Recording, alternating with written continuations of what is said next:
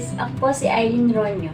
At sa video na ito, gusto ko sabihin yung tungkol sa mga lalaki na madalas o sobrang hawakan ang girlfriend nila kaya turn off dahil sobrang affectionate at sobrang clingy ni lalaki. Karamihan sa lalaki, hindi nila nare-realize mas madaling ma-turn off ang babae kapag madalas siyang hawakan. Ngayon, maganda naman hawakan ng babae dahil inilalabas nito ang oxytocin sa bloodstream at sa brain ng babae.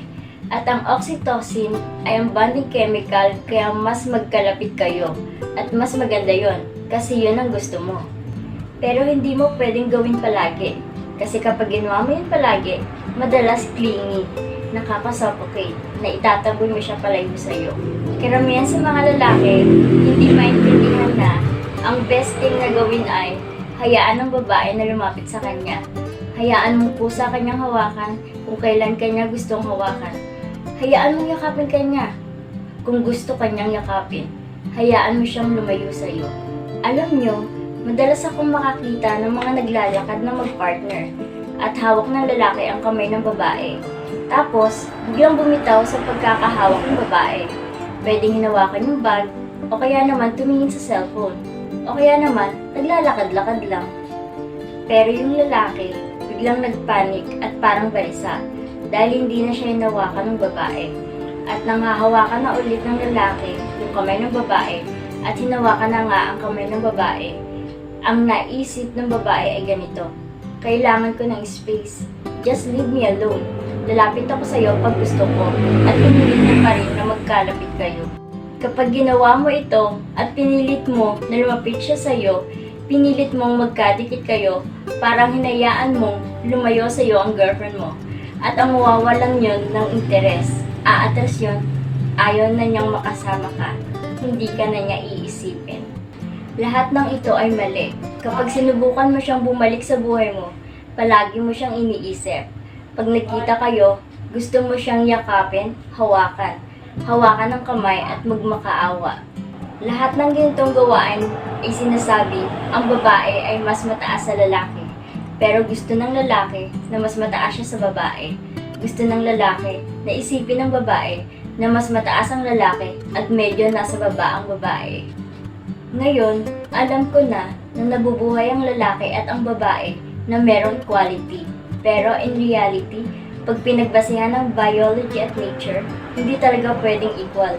Ang lalaki ay palaging mas mataas ng konti sa babae in terms of value. Para isipin ng babae na napakadakila ng lalaki, may respeto siya dito, mas mahal na mahal niya ito.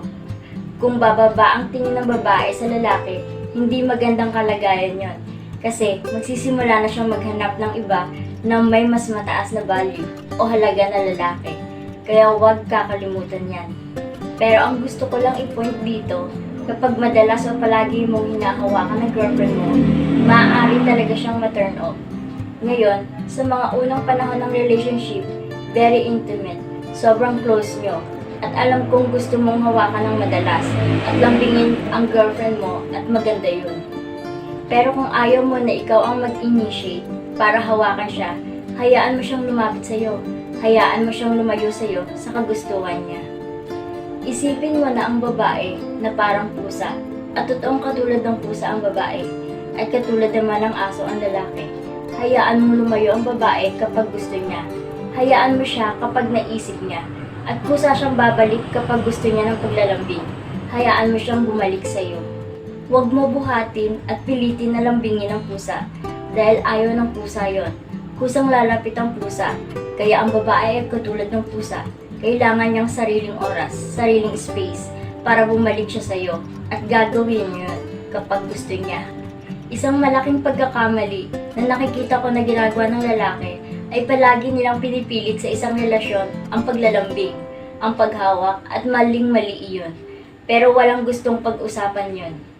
Walang nagsabi na, hoy, wag mo masyadong hawakan ng girlfriend mo, pero girlfriend mo siya. Dapat pwede mo talaga siyang hawakan hanggat gusto mo. Kaya lang, kailangan mong maintindihan na hindi mag-work ng ganon ang attraction. Iba ang attraction ay gumagana sa space and distance.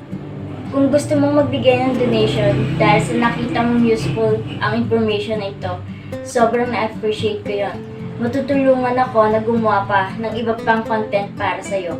Maraming salamat. Till the next video!